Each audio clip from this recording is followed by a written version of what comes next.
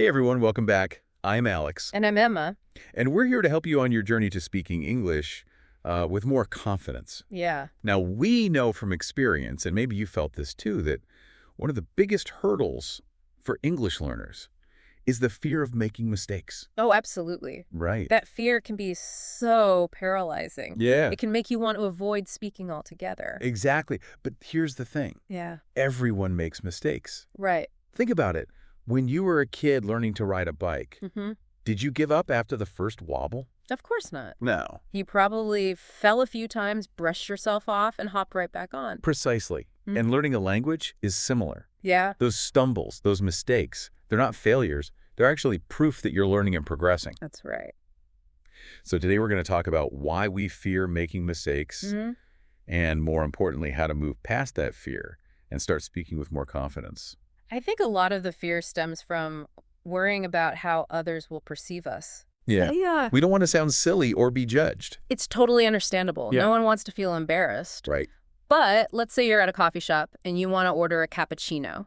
Or Would the barista really judge you for a small grammar error? probably not. Right? They'd be more focused on getting you your coffee Yeah. and moving on with their day. Exactly. And even if you stumble over a few words, they'd likely appreciate your effort to communicate in English. That's right. Yeah. They'd probably be more impressed that you're trying Right. than concerned with your grammar. So the key takeaway here is that communication is the ultimate goal. Yeah. It's about getting your message across, not speaking flawlessly. What's fascinating here is that research actually supports this idea. Oh, really? Studies have shown that focusing on fluency, Uh-huh. that is speaking smoothly and naturally, Okay. leads to faster learning than obsessing over accuracy. So instead of getting stuck in your head trying to construct the perfect sentence. Just start speaking. Those Yeah. little imperfections, they're not holding you back. Yeah. They're actually helping you move forward. And this brings us to a really powerful technique. Okay.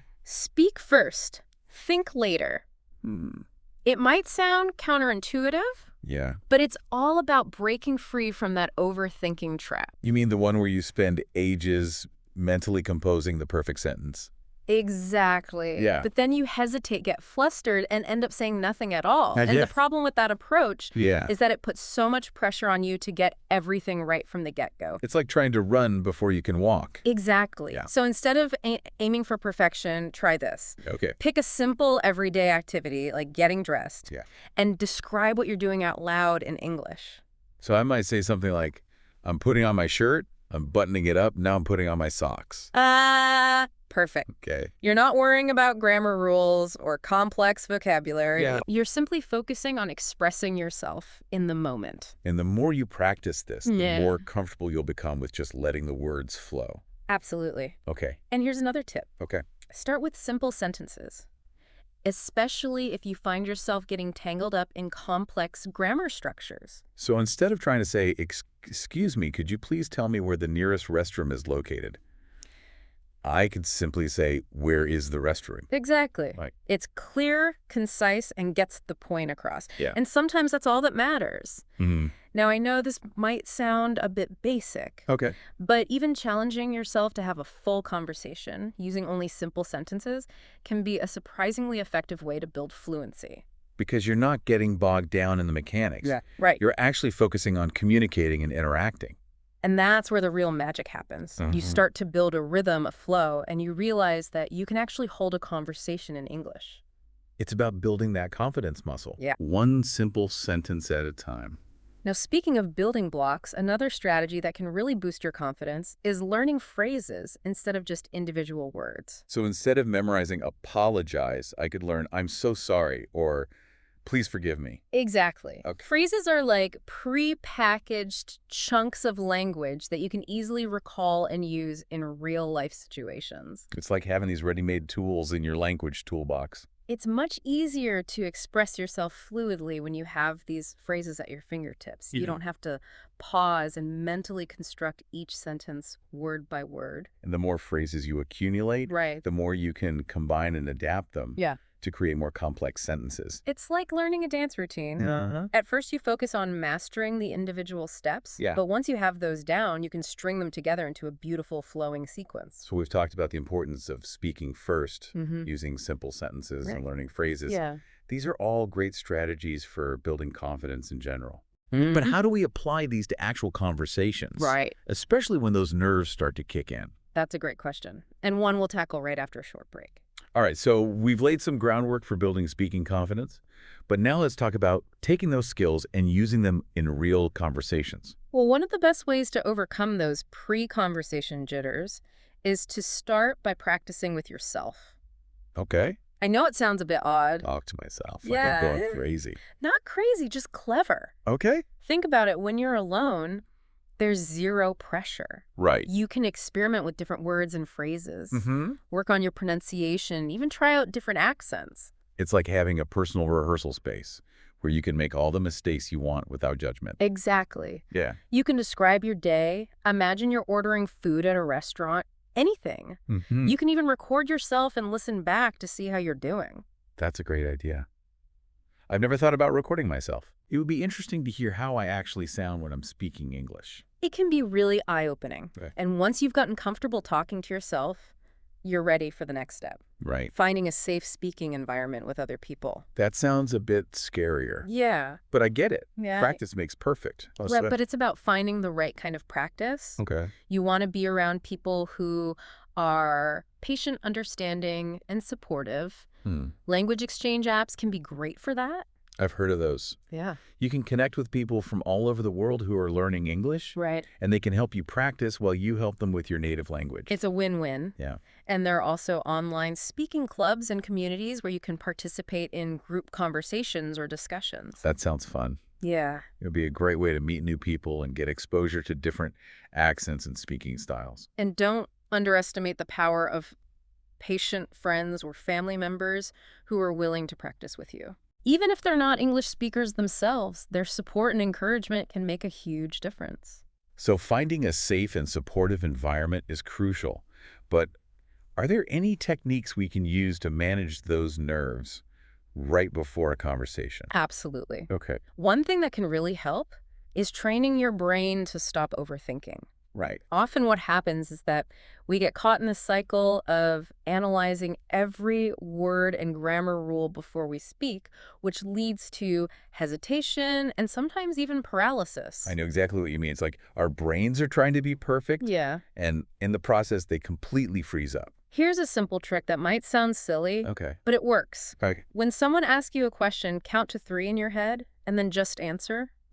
Don't give yourself time to overanalyze or second-guess yourself. Just Yeah. speak. So it's about breaking that cycle of overthinking and just letting the words come out. Exactly. And Yeah. the more you practice this, the more automatic it becomes. Wow. You'll start to respond to questions naturally without that internal editor constantly critiquing you. That's where true fluency comes from, right? When you're not constantly thinking about the rules, you can actually focus on the message you want to convey. That's it. Yeah. It's about shifting your focus from accuracy to communication. Okay. Now, you mentioned feeling anxious about speaking in professional settings. Oh, yeah. Let's talk about how some of these techniques can help you nail that next presentation or meeting. Oh, that's a good one. Yeah. I definitely get nervous when I have to speak English in front of colleagues or clients. Well, remember, the speak first, think later technique. Right. That can be incredibly helpful in those situations. Mm. Instead of trying to plan out every word you're going to say, Right. focus on the key points you want to make Okay. and allow yourself to speak more naturally. So it's kind of like having a roadmap instead of a script. Exactly. Yeah. You know where you're going, but you allow yourself some flexibility along the way. And the other techniques we discussed, Yeah. like using simple sentences and phrases, can also be helpful in professional settings. Yeah. They can help you communicate clearly and confidently, even if you're not using super complex language. That makes sense. Yeah. It's about getting your message across in a way that's understandable and engaging. And don't forget about the importance of preparation. Right. If you know you have a presentation coming up, practice it beforehand. Yeah. This will help you feel more comfortable with the material and reduce some of the anxiety. So practice preparation and focusing on communication rather than perfection. Right. Those are some great takeaways. One more thing I want to add, remember that Everyone gets nervous sometimes, even native English speakers. That's so true. It's completely normal. It's human nature. And I think acknowledging those nerves can actually help us manage them better. Oh, absolutely. Instead of trying to suppress them, Right. we can accept them as part of the process. And sometimes those nerves can actually be a good thing. They can give us that extra boost of energy and focus that we need to perform at our best. It's like that feeling you get before a big game or a performance. Exactly. It means you care and you're ready to give it your all. So embrace those nerves, channel that energy, and remember that you've got this. We believe in you. And we're here to support you every step of the way.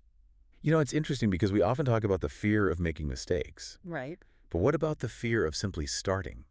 That's a great point. Yeah? Sometimes the hardest part is taking that first step, breaking out of our comfort zone, and actually using the language. It can feel so daunting. Yeah. Especially when you're a beginner. You might worry about sounding awkward or not being understood. But here's the thing. Yeah. Every English speaker was once a beginner. Right. Everyone started somewhere.